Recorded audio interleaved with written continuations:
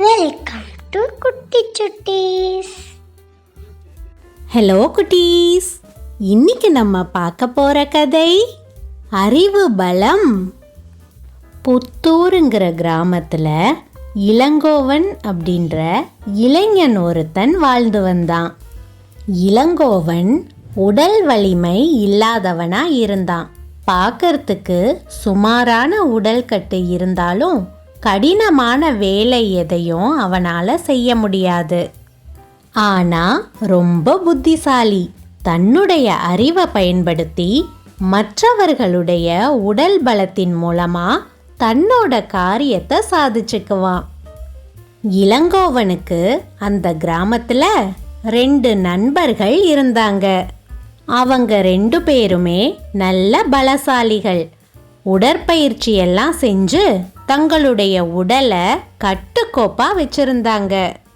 அவங்க 2 பேரும் இளங்கோவனை சந்திக்கும் போதெல்லாம் அவனை நோஞ்சான்னு தான் கூப்பிடுவாங்க.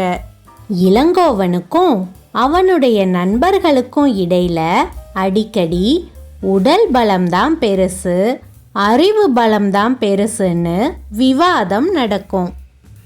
இதோ பாருங்க நண்பர்களா, இன்னையிலிருந்து என்ன நோஞ்சான்னு கூப்பிடுறத நிறுத்துங்க.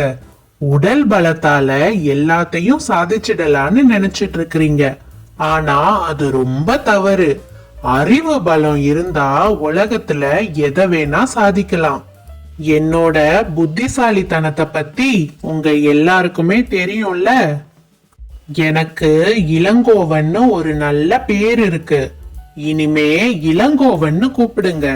நோஞ்சான்னு யாராவது சொன்னீங்க, நான் பார்த்துட்டு சும்மா இருக்க மாட்டேன். இதோ பாருடா, நோஞ்சானுக்கு கோவத்தை நோஞ்சான்னு தான் சொல்ல முடியும். எங்களை மாதிரி உடல்வாகு உனக்கு இருக்குதா? ஏதாவது கடினமான வேலை வந்தா உன்னால செய்ய முடியுமா? புத்திசாலித்தனம் மட்டும் போதுமா? உனக்கு 3 வேளையும் சாப்பாடு கிடைச்சிருமா? உடல் வலிமை இருந்தாதான் உழைச்சு சம்பாதிக்க முடியும், சாப்பிட முடியும். எப்ப பார்த்தாலும் நான் புத்திசாலின்னு சொல்லிட்டே தெரிய வேண்டியது. போ, வேற வேலை இருந்தா போய் பாரு. ஒரு நாள் இல்லைன்னா ஒரு நாள் அறிவு பலம்தான் பெருசுன்னு உங்களுக்கு நிரூபிச்சு காட்டுறேன். அப்ப புரியும் உங்களுக்கு. அது நடக்கும்போது பாத்துக்கலாம். இப்ப இடத்த காலி பண்ணு நீ. இந்த நிகழ்ச்சிக்கு பிறகு நண்பர்களுக்கு நல்ல பாடம் கற்றுக் கொடுக்கணும்னு சந்தர்ப்பத்தை எதிர்பார்த்து காத்துக்கிட்டு இருந்தான் இளங்கோவன்.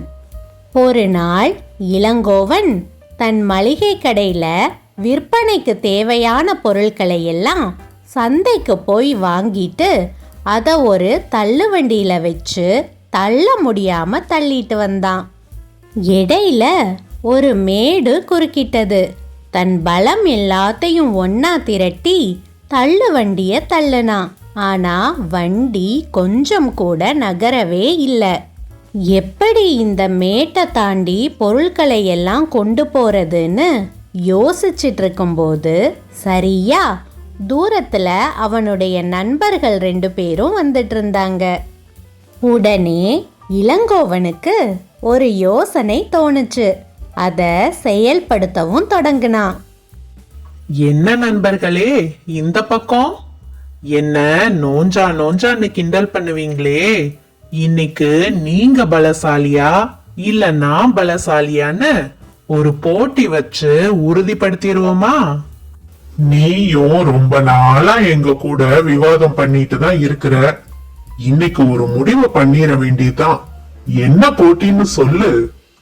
கயிறோட ஒரு முனைய நீங்க 2 பேரும் பிடிச்சு இழுக்கணும். நான் மேட்டுக்கு அந்த பக்கமா நின்னு கயிறோட இன்னொரு முனைய பிடிச்சு இழுப்பேன். யாரு அதிக சக்தி கொண்டு ஒரு பக்கமா இழுக்கிறாங்களோ அவங்க தான் பலசாலி. என்ன போட்டி சரிதானே? ஓஹோ, எங்க 2 பேரையும் நீ ஒரு ஆளா இருந்து இழுத்துடுவியா? போட்டிக்கு நாங்க தயார். யாரு ஜெயிக்கிறாங்கன்னு பாத்துருவோம் அப்படின்னு சொல்லிட்டு நண்பர்கள் 2 பேரும் கயிறோட ஒரு முனைய பிடிச்சிட்டு இழுக்கிறதுக்கு தயாரா இருந்தாங்க. இளங்கோவன் மேட்டுக்கு அந்த பக்கமா போய் கயிறோட மறுமுனைய தன்னுடைய தள்ளு வண்டியோட சேர்த்து கட்டிட்டான்.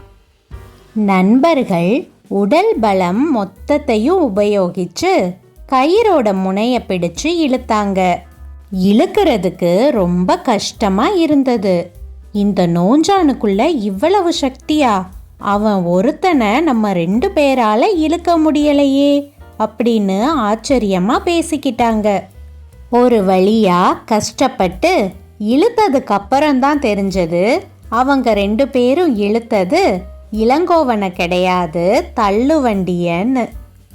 உங்க 2 பேருக்கும் நன்றி நண்பர்களா. ரொம்ப நேரமா வண்டிய இந்த மேட்ல ஏத்த முடியாம கஷ்டப்பட்டுட்டு இருந்தேன்.